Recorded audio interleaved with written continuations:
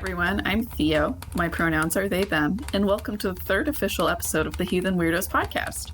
Today, the four of us are here. It's happening. We're going to do it. It'll be great. We are going to discuss identifying when a deity or spirit is reaching out to you today. And we'll talk about what it might look like and how to develop your own methods for discernment so you don't have to ask someone if this is a sign. We will also talk about how it's completely different for everyone, but we're also going to talk about how everyone's experiences with this are going to be pretty different, and no one is going to have the exact same UPG as anyone else. UPG does stand for Unverified Personal Gnosis, or basically when you have an individual spiritual experience. There's a reason you can ask 5 pagans a question and get 7 different answers. UPG may be influenced by someone's beliefs, or someone's beliefs may be influenced by their UPG. It's all totally individual and totally different for everyone. So how about everyone? Let's introduce ourselves. I'm Jay. My pronouns are she, her. I have purple hair. I'm Kenna. I'm she, her. I have red hair. Like, not ginger, like fire and ginger. I'm Sif. My pronouns are she, her, and I've got boring brown hair. I mean, my hair is blonde, really, so, I don't know. It's fine. Right. UPG versus beliefs. For me, UPG is both a blessing and a curse. As a living tradition relying on sources written centuries ago, there's an element of catching up. Here, UPG is essential. Our current knowledge is anchored down by largely Christian scholars who, by all regards, were very selective on what they wrote down. Many heathens certainly understand that frustration of grasping brief scraps of attestations in search of connections to greater ideas. UPG can offer some insight into potential connections, and when it becomes SPG, shared personal gnosis, those connective threads only become stronger.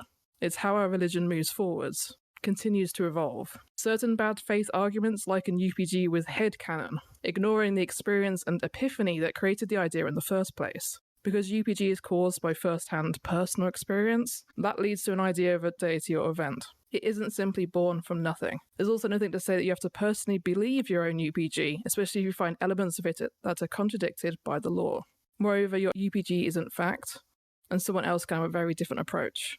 For example, I know Astrid brought up not associating Freya with roses in the last episode, though myself and Jay certainly do. There's nothing in the law that makes reference to roses being associated with Freya, so that's UPG. While belief isn't entirely mutually exclusive here, there are elements of belief that rely on forming ideas from no first-hand experience. Belief is comprised of things you believe to be true, whether you had experience or not. UPG relies on that experience, and UPG is never considered objectively true. You can also believe something without having UPG, and have UPG without believing in it. I think it's also important to note, we're not sitting there and saying that your beliefs on something are wrong because it's not UPG. But UPG is something very specific versus this is something I kind of think. UPG is based on your experience with a deity or with divinity. Your headcanon on something is something you're inferring from, say, your research or, things like that. Things that are links that are being made in your brain based on your research and, maybe things that you're noticing outside of your research. But UPG is very specifically about your experience with divinity. And depending on your belief system, I know that it can be different across, a recon is going to look at G differently, and headcanon or red string theories, meaning little conspiracy theories about what you think is connected, differently from what a syncretic would do. A syncretic might find that in their Greek practice, a certain animal is always associated with the death deity, and therefore expand that connection to Norse practice as well, if those are their 2 areas that they're syncretizing. So something that you're going to hear people say when you're talking about discerning a UPG versus a headcanon versus maybe nothing is mundane over magical. It's actually one of my favorite phrases, and people hear or see me say it fairly often.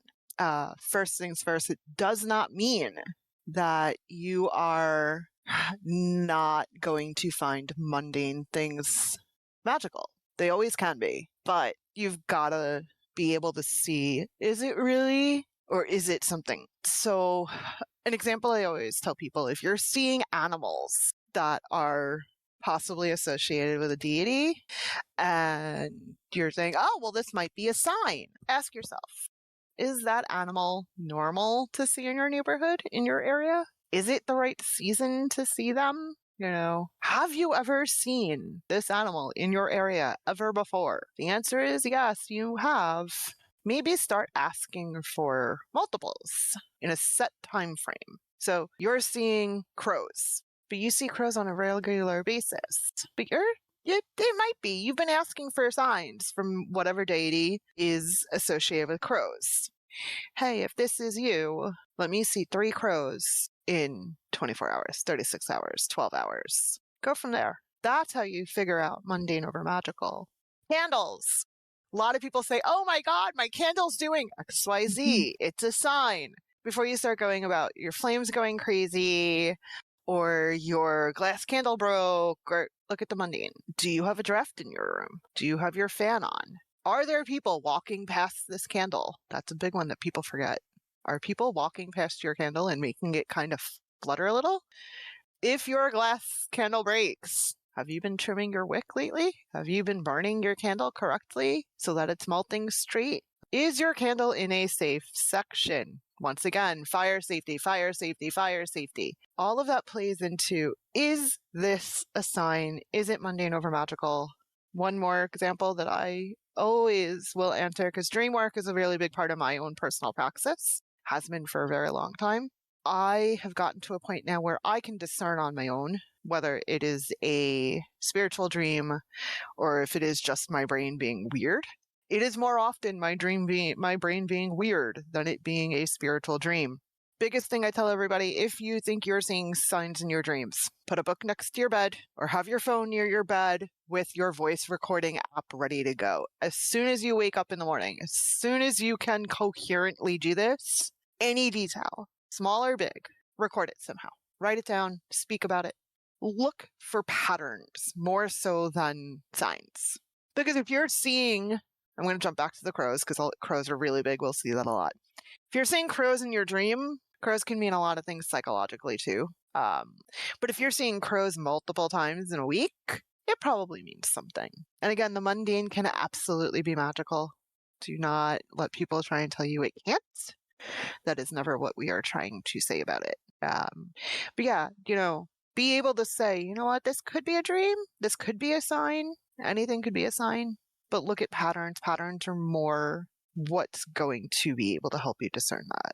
So I love that you brought up specificity in signs.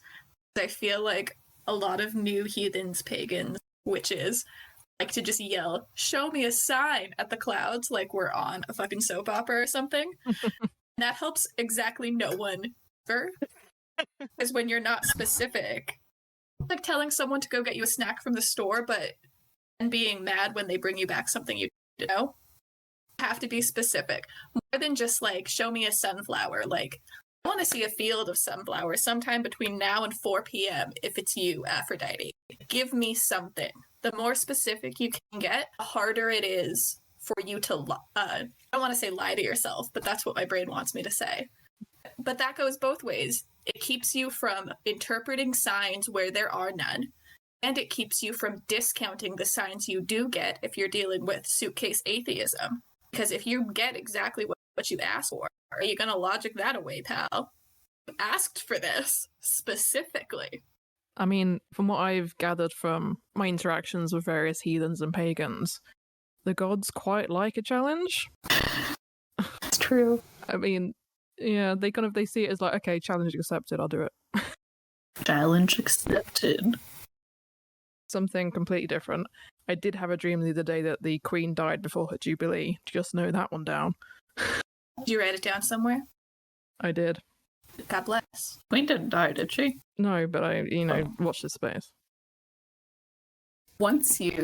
Another thing that like kind of comes to mind for me is once you have like a good level of discernment with even like a specific deity, is even if it's mundane, like, or whatever, if you think it's a sign from the gods, It could be like, even if like you have a candle being flickery and there's a breeze in the room, like, but that's up to you to develop your discernment and decide. On that note of discernment, trust that it will take time. Oh, absolutely. Nobody comes into heathenry perfectly able to discern one thing from another. Shit, I can barely tell my fucking rosemaries apart. Like, come on. It's not an easy switch to flip, especially if you come from a background of atheism or agnosticism, especially also living in a world where intuitive thought is not really fostered. It becomes really easy to ignore little intuitive signs. So trust, if you don't feel these things from the beginning, it's not your fault. You're not doing it wrong. It is fine. Take a deep breath, slow down, and listen for and feel for little feelings, little swells in your heart, little smiles that creep onto your face, that little itty bit of warmth on your fingertips when you put your bread in the offering bowl. Those are the things we're looking for here. Groundbreaking experiences, big earth-shattering, or splits beneath you isn't going to happen. It's not like that. That's okay. Yes, it definitely is okay. And you'll see everybody talking about, or you'll think you'll see, quote unquote, everybody talking about, oh my God, I had this big, huge thing and I felt so much and I saw this sign and they spoke to me, and people are going to be vocal about the big things. So that's what you'll see and hear a lot of. Mm-hmm. A lot of people aren't going to go, oh, I did this offering and I smiled. Yeah.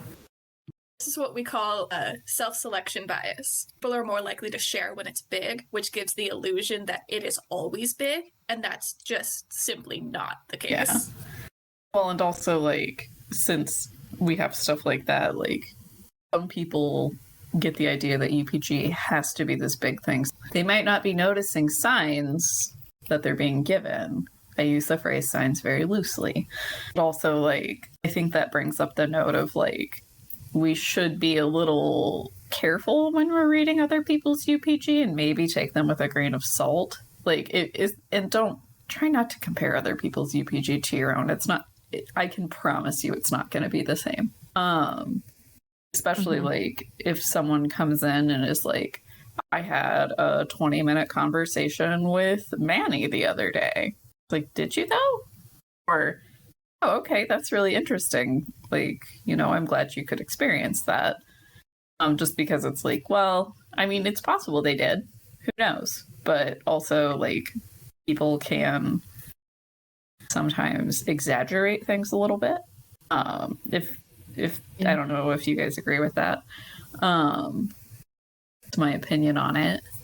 Oh, I agree. I think that the way we talk about our experiences tends to, I mean this for literally all experience, not just spiritual, tends to exaggerate just a little bit because we're humans and we like to do that. We like to, not self-important, but the way we communicate things involves being creative with how we say words. And I think sometimes we unwittingly pick words that make things sound bigger or more intense than the actual experience was. Not always. Sometimes. Yeah. This human brain do that. I mean, to go back to the previous point, just kind of to give people an idea, I've been practicing for 4 or 5 years, and I can probably count easily on one hand, probably with a couple of fingers to spare, the number of big experiences I've had. You're talking like less than one a year. Yeah, absolutely. Everything else is small. It's the kind of the little kind of chest flutters or the slight warmth, as Kenna said. It's like aggressively hard to put into words. It's really hard to put into words the importance of the tiny little changes. Like, my brain wants to go, yeah, it's just a change in the vibes, but it's more than that internally. You can't communicate that easily. That change in the vibe is like really big. If you can, I can't figure out the word. If you can, you know, very succinctly feel that change in the vibes, that's big. Yes. It seems really small, but that's really big. It is really big. And sometimes You that know. vibe change smacks you in the face like a frying pan. And then suddenly you're Yep. crying for no reason because nothing is different. The candle hasn't even moved. The vibes changed. Oh, that's Feeling of the room changed. The emotion of the room changed. definitely happened to me before. Just like, what's happening? Oh no.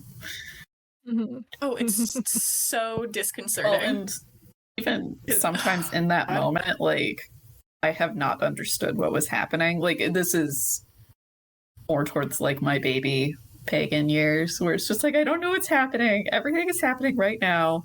And like having to do a lot of self-reflection and centering to be able to actually like experience that, if that makes sense. Totally. Yeah. And you experience something that you're kind of on the fence, like, oh God, was that something, or did the wind just blow really cold for a second? It sometimes takes a couple days, which is one of the reasons that when I talk to people, I tell them to write their UPG down as is, a lot like Jay's recommendation for dreams. Write it down as is, vomit the words out. In a few days, go back. And you can edit it and make it make sense in your brain and on paper or in your keep mine on Google Slides because I'm lazy. I mean, hey, Because I can put pictures in. that's not a bad thing. Yeah, give it some time. It's accessible. Process it. Like, So Yeah. accessible. Hashtag digital heathenry. yeah. Next episode. I Just was- kidding. I was literally going to say that about writing them down or, getting them down somehow. And the other thing, going back to them in like a day or two, not even so much to go, okay, maybe this is something. A lot of times that'll jog your memory on something else. Because you literally can kind of put yourself back in that situation. And something that might have been more specific to you will pop back up that you may not have noticed initially or been able to process initially. Sure. Especially if you do things like divination, if you have an experience and later want to confirm via tarot cards, via runes, anything like that, any symbolism or feelings or vibes that you write down from that experience can be super helpful when you're pulling cards, throwing stones and shit. Absolutely. Like, and for me, I know, so, like, write it down and then come back to it in a few days. I know I use a lot of that as like a meditation exercise, like just remembering how I felt and like exploring that feeling again and just kind of trying to figure out what the fuck is going on, because I don't know, I'm not an expert. Like, I will be the first person to tell anyone that. It's like, I'm not an expert. I don't know. I can be wrong. Like, and it takes me a while to figure shit out sometimes, and that's okay. Sure. You're gonna be wrong. It's fine. Not you, Theo, but like the proverbial you. We're all Just gonna. you. I'm wrong all the Just Theo time. is the only person. No, but like you're gonna have a thought. I know of a number of people who have thought they were dealing with one deity, and then oops, all Odin, it was him the whole time. He's actually 3 Odins in a trench coat. But you can be wrong, and that's okay. It doesn't devalue any of your experience in any form. It's just part of the learning process. As we meme our way through Now. heathenry. Memeing is valid. Absolutely. Praxis, especially for Lokians. Mm-hmm. It's basically a devotional act.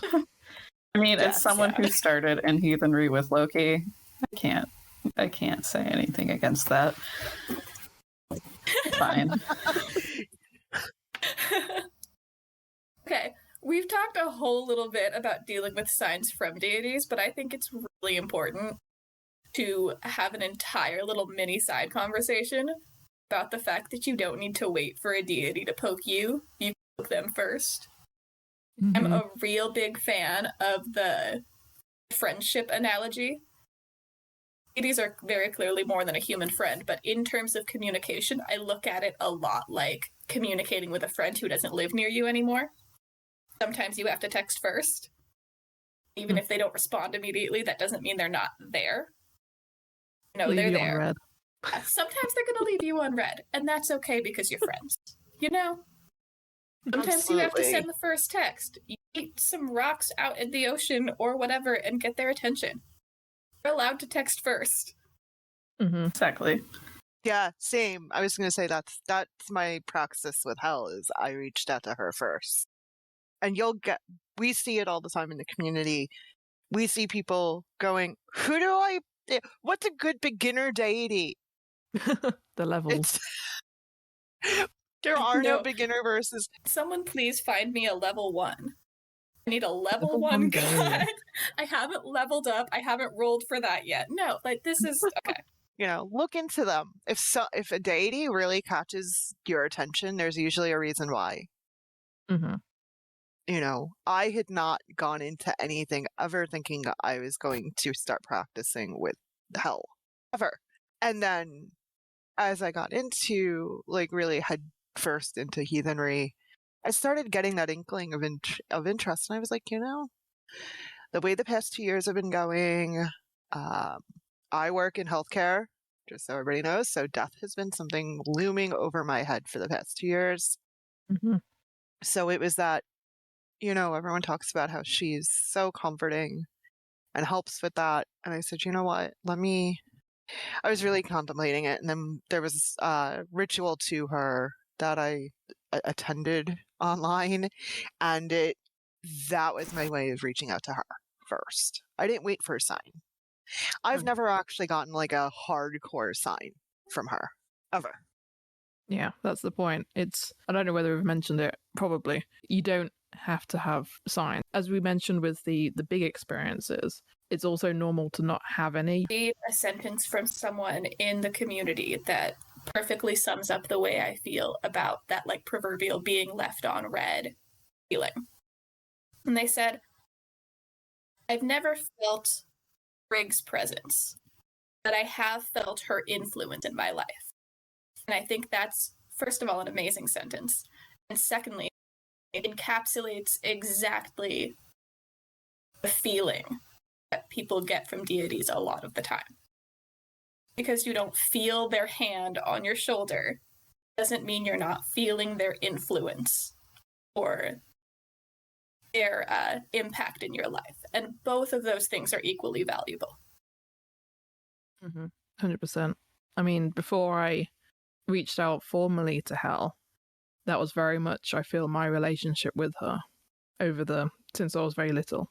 It was Hel having an influence or the hand on the shoulder rather than, oh, this is so clearly Hel reaching out to me. It was more of a case of, oh, okay, this makes sense now after I've reached out, initiated the gifting cycle, and thought, oh, wait, looking back retroactively, okay, this was her. Mm-hmm. That's exactly how I feel about my worship's a weird word because it's hard to worship the Norns, but that's how I feel about my relationship with the Norns. I know full well that I'm not like gaining anyone's favor. That's not how the Norns work. So I don't get anything back from them, but I feel their little influences, the little strings they pluck or whatever. I know for a lot of new heathens, pagans, general witches and things, it can be super tempting to go on the magical world of Twitter and try to get someone who's doing deity readings to help you out, to figure out if what you're experiencing is one deity or another or whatever. Maybe don't do that, not because it's unhelpful, but because it's unnecessary. It is entirely unnecessary for someone else to tell you what you're experiencing. You know you best. You know your experiences best. And honestly, I have thoughts about people being able to contact a multitude of deities at random on command, but that's just me. I have opinions about it. Hey, no, I do too. I'm literally just going to call you out on it. Yeah, I do too. I think there's two issues I have with that. One, the person who's going to be able to have the best communication about your connection to divinity is you. Correct. No one else is going to be able to have that good of a connection to divinity for you than you will. Two, God phoning and deity readings to me falls into an ethics side. Let's define God phoning. Hey, what is a God phone? A god phone is someone who experiences or believes that they have a direct connection to the gods and can basically like pick up the phone and talk to them like we're talking right now. At least that's my interpretation. That's how it's been explained to me. Does anyone else have anything to add to that? No, I think that pretty accurately sums it up. It quite literally seems from the outside to function like a direct phone line, which is super weird, especially when they're like crossing multiple pantheons, because like eclecticism is valid. Say it's not because I am a dirty eclectic. I know. It's so valid. It's so good. It is, however, questionable at best to be able to just like dial up Bastet and Odin and Poseidon within an hour, you know? Yeah. And I mean, I do know of people that have a more strong connection with quote unquote the divine or with deities. Again, I do know those people, but like they don't feel comfortable necessarily doing these kinds of things for other people because they do still think it's a personalized experience that takes a little trial and error to figure out, like to get to like a baseline where you're comfortable communicating with them for yourselves. But those are just the people I know. Not Right. saying that everyone that's like that is going to follow the same lines of thinking. I think there's also a lot of value in allowing yourself to not seek out immediate confirmation from someone else that your idea about who's communicating with you is right. Because part of that is allowing yourself to not know, which is an important step in heathenry and paganism and witchcraft. Becoming comfortable with the unknown is an unfortunate but necessary requirement practicing like this. But the other thing is that it gives you space to grow your intuition and your critical discernment and figure out what things and feelings and emotions and signs actually work for you. So that when you go into experiences or are trying to discern whether or not you're having some kind of divine experience, you're developing those skills for yourself. I agree with that. It's important to develop your own skills and discernment, just because otherwise for your entire praxis you're going to be going to other people for advice, and there's nothing wrong with asking other people for advice. I mean, gods know I do it, but you shouldn't feel like you need other people to interpret your spirituality for you, in my opinion. The other problem with asking, especially if you have a community of heathens, pagans, witches, etc., ask 5 pagans. Yeah, so if you ask in a community, what does X mean? What could Y mean? What could a crow mean? You're gonna get like 18 answers. Actually overwhelm you more than help you, which is why it's so important for you to develop your skills. Oh, absolutely. Like, honestly, I feel asking a group of pagans, like, if I'm going to discuss a UPG with people, I'm going to more use them as a sounding board for my thoughts. Because otherwise, yeah, if you ask them, you're going to get like 14 or more answers. And honestly, like, that will just leave me personally, that would just leave me way more confused than I was going into it. So, like, you can definitely discuss UPG with people, but like you could, I would probably recommend, like, yeah, like, ask for ideas, but also, like, use them more as, like, a sounding board kind of thing. Yeah, no, I totally agree. It's really important to come into conversations where you have questions about your UPG, who it could be, all of that, with some degree of confidence in your own interpretation, or at least an awareness of, like, the general realm you want to be in. Because if you as a heathen go to a group of pagans and ask about crows, and someone in the Kemetic path responds to you, you don't have to take their word for it. It's like, not your pantheon, not your circus. So since we've spent a while talking about, like, what UPG is, reaching out to deities, and all that other stuff, let's talk about how we do some of this stuff. I guess, like, what methods do we use to discern what's UPG to us? I mean, the easiest, well, no, I can't say easiest, but the Most one straightforward. with the least amount of, right, is get good with your own intuition. It's not easy, but your own intuition is going to be your best tool for this. Does it actually feel like a design from the gods. If you have to ask, it may not be. If you feel like you're asking just as like, I think this is, but I'm not sure, and it very well could be, but asking other people isn't always your best round. This is why I always tell people, get good with some form of divination.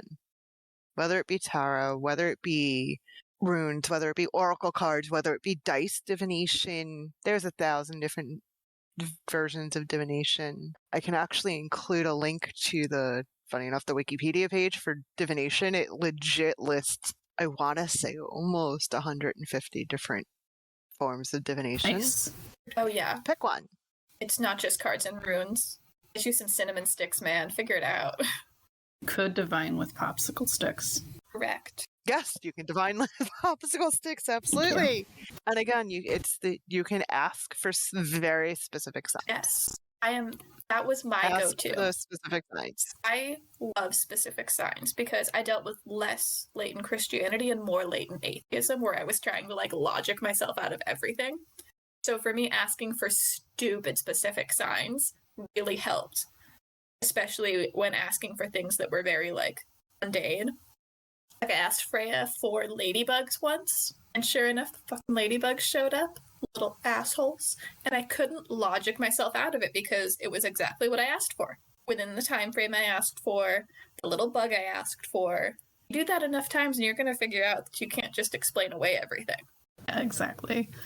And so, like, for me, like, for my UPG, when I start working with a deity or anything, like, when stuff happens, like, it does take me a little while to, like, get a good baseline. So it just takes practice for me. I become pretty familiar with the deities I work with, and also my house spirit. For me, I often use what someone explained to me as being called like a truth cord method, or basically trusting my intuition.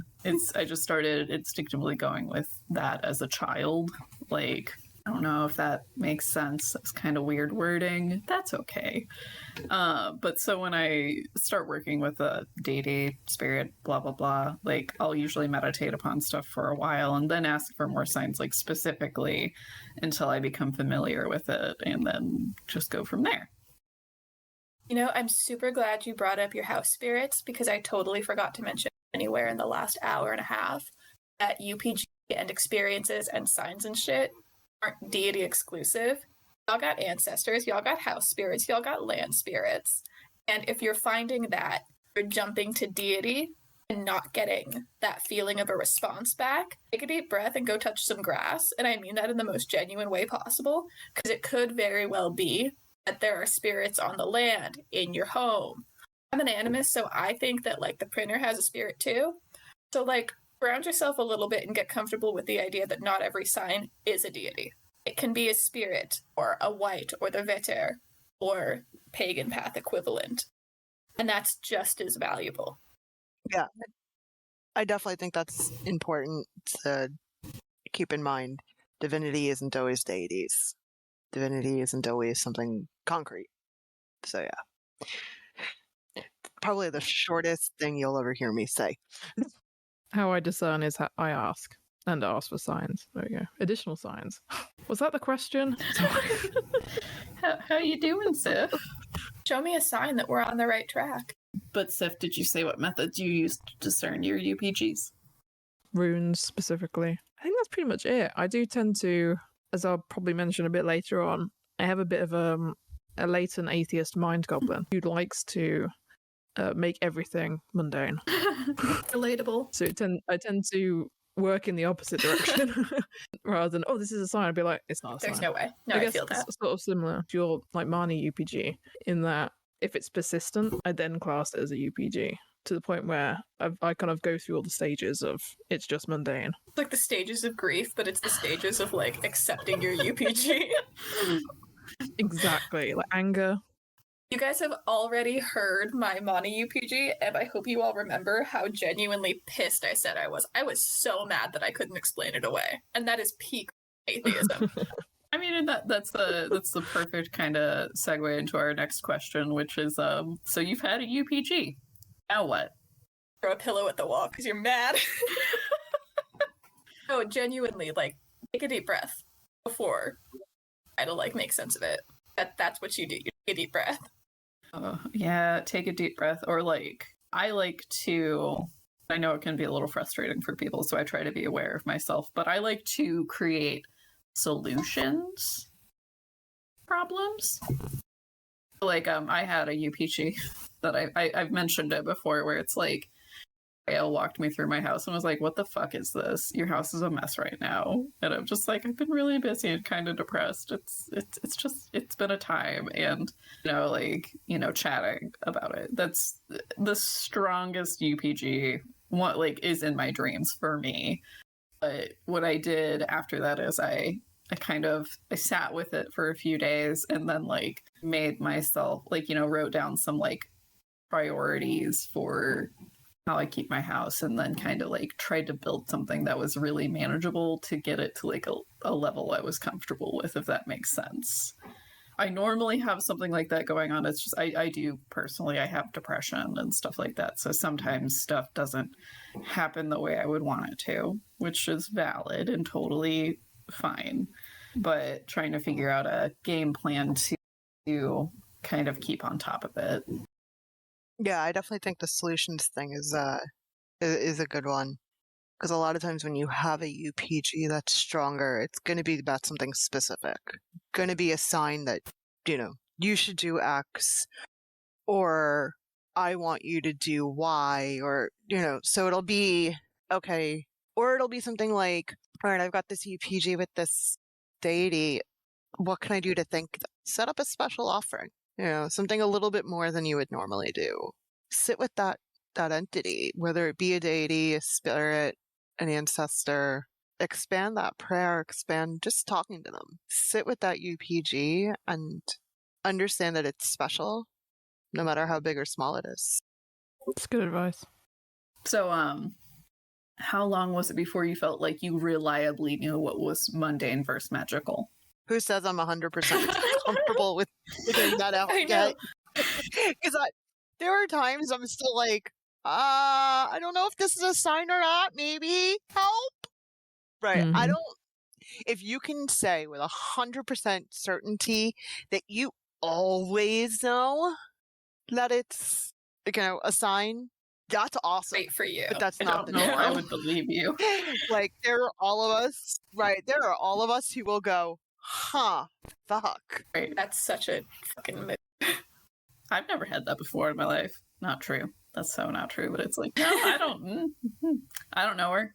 Honestly, no matter how many times you have to sit down and wander through an experience or a sign, it's always going to feel like the first time, because no two experiences are the same. Exactly. Like, my experiences with Mani, totally not the same from the time I sat in on a hell ritual, and as soon as the name hell was spoken, I broke into tears. Totally different. And I had to interpret and process them totally differently, which sucks. Because you like to think, oh, I've done it 3 times, I'm a professional. No, you're not. No matter how many times you have an experience, you're not going to be sure, and that's fine. Which is totally fine. Like, it's okay to not know. Someone very smart said that. Someone very smart said that. Giant nerd.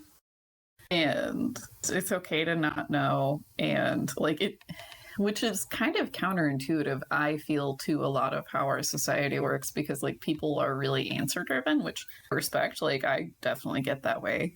But, like, accepting that you don't have to know can be really difficult, but also really, really relaxing once you get there. Yeah, there is a lot of value to learning how to be comfortable with not knowing.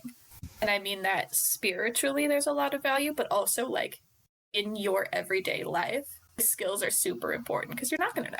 So on the note of, like, it's okay not to know, and, like, it can be really relaxing, I just, a long time ago, I accepted that I am not always going to be right. And that's totally fine, as long as I'm willing to learn and try again. My life has been so much happier since then. And I definitely feel it applies to everything in life, including UPGs. Yeah. Uncertainty is always going to be a part.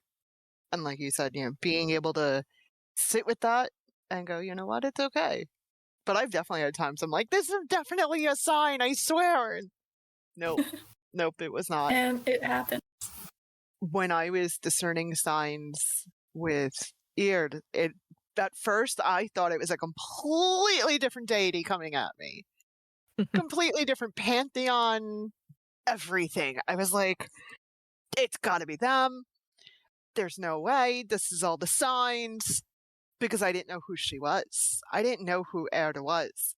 At that point, that was still when I was like, not 100% sure of going anywhere near the Norse pantheon beyond Freya, who I've worked with for what feels like forever. And I've always been, the dirty eclectic, kind of going across pantheons.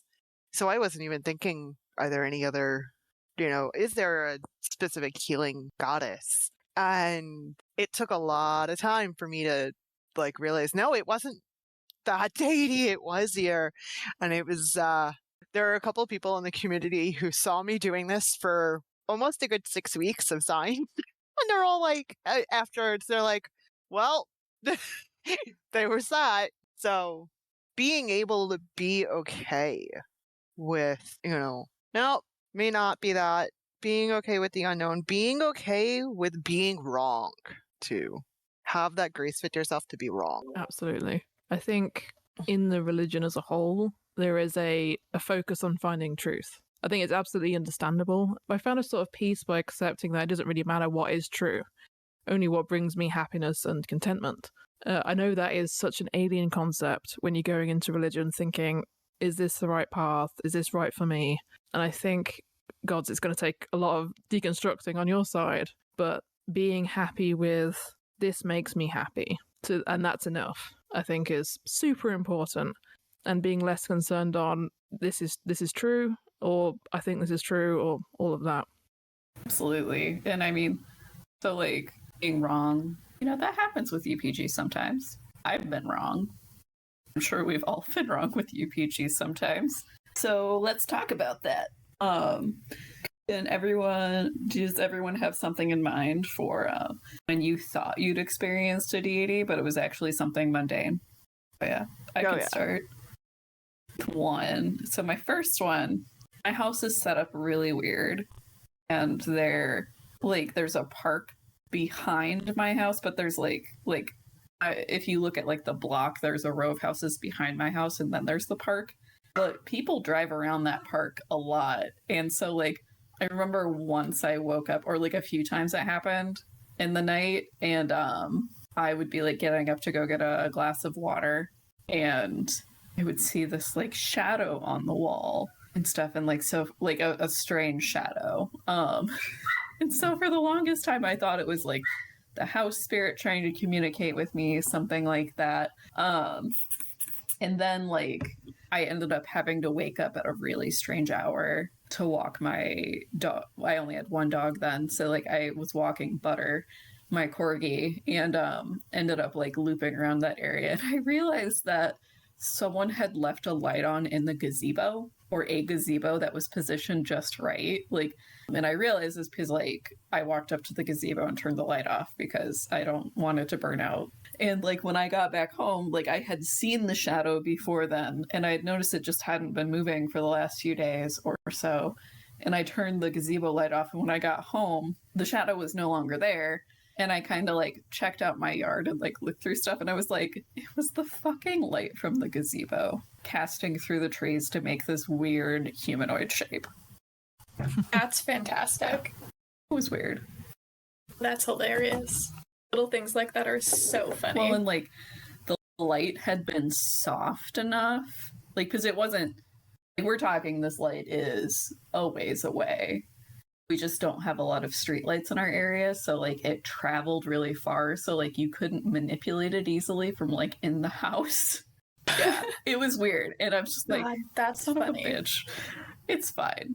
A lot of what I have to, this is so funny. My house is old, so it creaks, and I sometimes my brain likes to convince me that it's ghost spirits or deities creaking, when really it's just my house being ancient. But I get a pass on that because I share a wall with the room full of dolls. And I am 110% sure that at least half of them are haunted. They just like us. Sorry. So, Sorry. The room full of dolls? correct. Whoa. I have That's one of my No. worst I have a doll room. nightmares. Great. They're my grandmother's dolls. They're not new dolls. They are thrift store and garage sale dolls. And they're like, are they like the ceramic This is why I dolls? know they're haunted. Some of them are. There's a range. We have some American Girl. We have some ceramic. We have some vintage ones.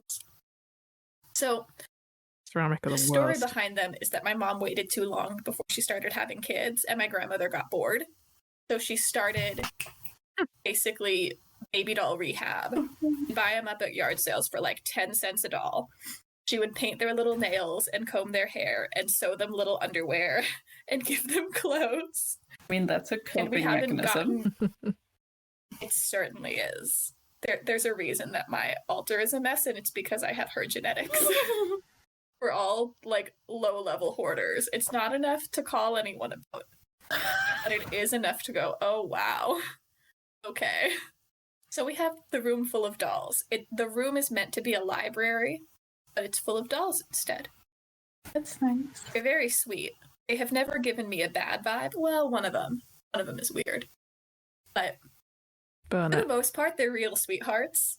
The doll room functioned for me as one of those should have been assigns, because from the time I could talk, I have talked to them when I go into that room. We have to go through there to like turn on and off the porch lights and stuff. It's a way to our front door, actually, which is great when I have friends come over for the first time. Oh, this is why I can't bring men home to my house. This is like, don't mind the dolls. I They're wish all you guys friendly. could see my face right now because I just look so concerned. I'll send you guys a picture later. Kenna is the horror child in every horror Dude. movie. They're really To sweet. relate to the dolls, when I was a child, my grandfather's wife took up porcelain doll making, and she thought Oh my it would God. be so. In our family, like it's the blood relations are like all female, assigned female at birth. There's 2 boys, and they didn't have to experience this like the assigned female at birth people did. And my grandmother decided it would be a wonderful thing. She put a lot of work into, and like that's super nice, but oh my god. But she just started making us dolls that looked like us. It's Our horrifying. I would like parents 7 of them. Oh, made us no. keep them in our rooms. Oh yeah. Like No. I specifically faced all of the ones that, because it wasn't just one doll. I had a few of them, and like I specifically faced them all like to the wall when I was sleeping. Yeah. Just like, no thank you. I had one that my grandmother bought and gifted to me, and it left my room and it fell off of the shelf above my bed onto me.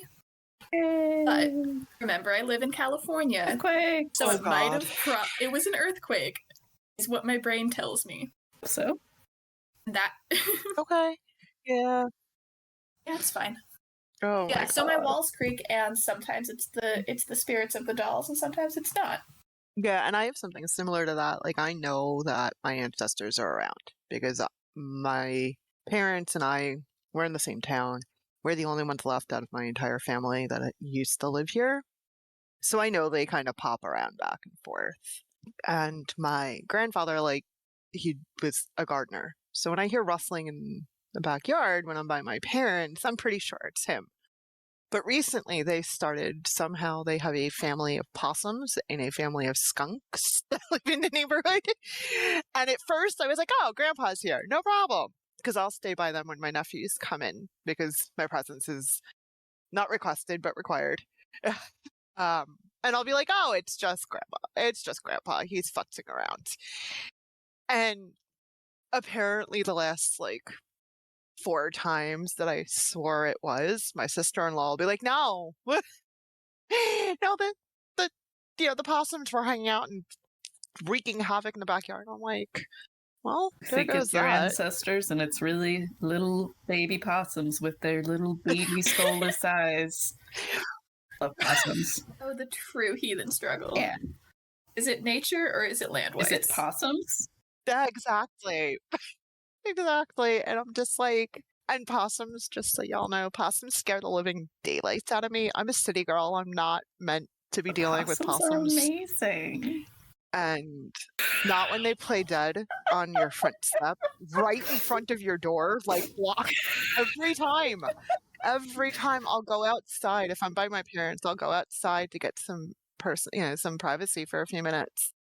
And I'll turn around to go back into the house, and there's a possum playing dead on the doorstep, and I'm like, oh That's God, I'm amazing. stuck out here. Sisters. Because the one time I tried to like gently move towards one, they went crazy, and I was like, I'm gonna get bitten. I'm gonna end up in a hospital. If it makes you feel better, possums are, like, due to their biological makeup, they're way less likely to have rabies.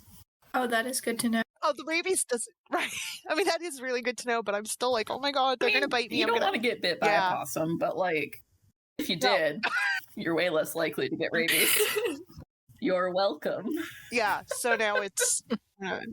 thank you for that. But yeah, whenever I'm by my parents and I think it's Grandpa in the garden, I now have to wonder if it's the possums and the skunks. God, that's hilarious. Yeah, that's a spot where I'm now very, very skeptical, and my brain will automatically go, it's not Grandpa anymore. It is the animals. And occasionally I'll be wrong. There was one time in the past couple of months that I was completely wrong. It was not the animals.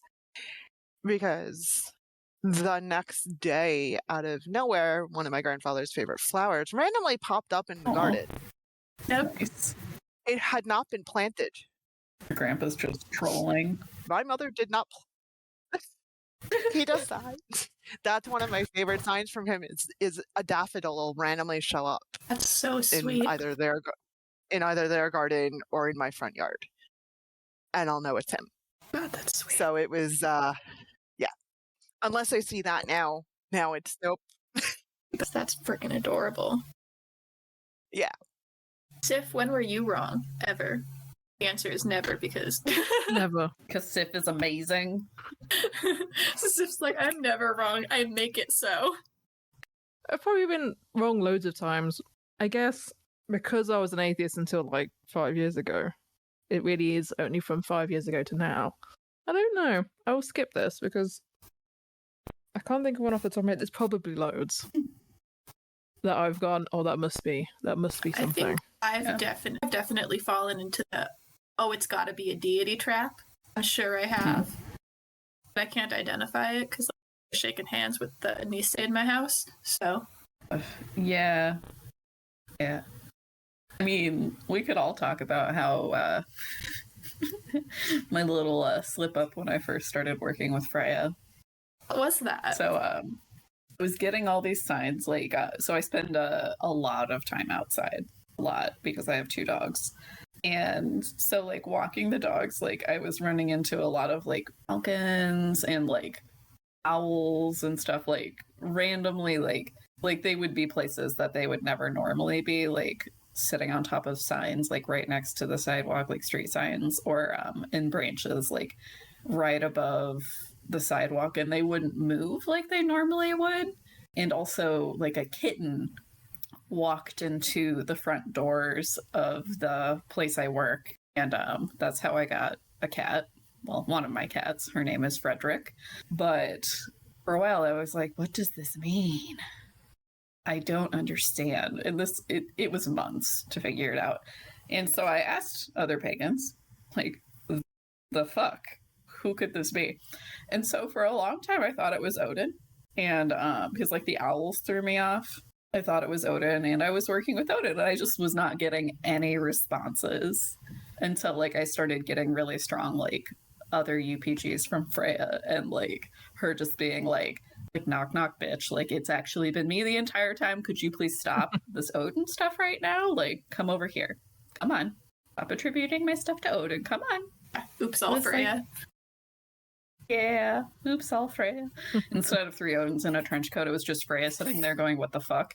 Yep. I send all the cats. Yeah, like, she literally gave me a cat. And nothing. You're not the first person who I've heard her actually give a cat. No. You get a cat. Yeah, and you seriously, get a cat. Freya's out Yeah, here, like, cats for overhanding everyone. cats out. With my mess ups with Freya, like, I hope that everyone just takes this episode to, like, evaluate how they feel about UPGs and experiencing them and realizing that they are also just not required for paganism, heathenry, or anything. Yeah, seriously. Yeah, just because you haven't had one doesn't mean you're doing something wrong. Just because Freya hasn't given you a cat doesn't mean she doesn't love you. Exactly. She might respect your cat allergy. She might just be working on it. There might be a cat in your future. Who knows? Right. Ask the cards, you'll find out. But in general, like, that aside, like, we're so excited that everyone is actually enjoying our content and that we are getting so many views right now. It's been just over 2 weeks as of recording this, and we are so thankful and happy that people are enjoying the content. We would definitely love to hear from you guys in the comments if any of you have had meaningful UPGs, or if there's a time you thought you had one but it turned out to be something completely different. We would absolutely love to hear that from you. Please like and subscribe and have a good day. Tagline. What's our tagline? Keep fine. heathenry weird? Or something? Yes. Yeah, have a good day and keep heathenry weird. Said it. Straight chaos. We such goblins.